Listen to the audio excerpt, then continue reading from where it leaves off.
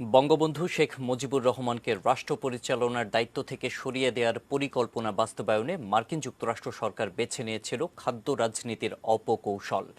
বাংলাদেশে কৃত্রিম খাদ্য সংকট তৈরি করে ক্ষমতাসীন আওয়ামী লীগ সরকারকে অজনপ্রিয় করে তোলাই ছিল এই কৌশলের মূল লক্ষ্য। বিস্তারিত মফিদুল তপুর রিপোর্টে। 1971 থেকে 1973 মুক্তিযুদ্ধ ও তার পরবর্তী 2 বছরে আশানুরূপ খাদ্যশস্য ফলন না হওয়ায় দারুণ খাদ্য সংকটে পড়ে বাংলাদেশ। খাদ্য সংকট সামাল দিতে 1973 সালের মাঝামাঝি সময়ে মার্কিন যুক্তরাষ্ট্র থেকে চাল, গম ও তেল আমদানির চুক্তিও করেছিল বঙ্গবন্ধুর নেতৃত্বাধীন আওয়ামী লীগ সরকার।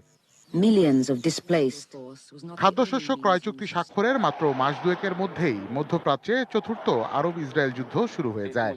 আন্তর্জাতিক বাজারে বাড়তে শুরু করে জ্বালানি তেলের দাম। আমাদের দেশেও পড়ে তার বিস্তর প্রভাব। পাশাপাশি 1974 সালেই কয়েক দফা বন্যায় কাজ হারিয়ে পথে বসেন ভূমিহীন কৃষক। এমন জটিল পরিস্থিতিতে নগদ অর্থে কেনা শস্যবাহী জাহাজ মধ্য সমুদ্র থেকে ফিরিয়ে নেয় যুক্তরাষ্ট্র। অজুহাত দেয়া হয় বাংলাদেশ কিউবার কাছে চটের বস্তা বিক্রি করায় মার্কিন খাদ্য সহায়তা দেয়া সম্ভব নয়। We had no the food grains in our godown at that time. We have tried to collect from all over the world. Yes. And that time some people should come forward to help us. But we are humble, we have tried. And about 27,000 people have died by starvation, which is a fact.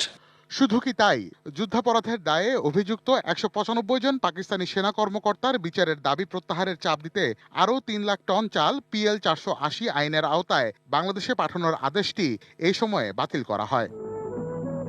1974 নভেম্বরে যুক্তরাষ্ট্র সফরে যান বঙ্গবন্ধু।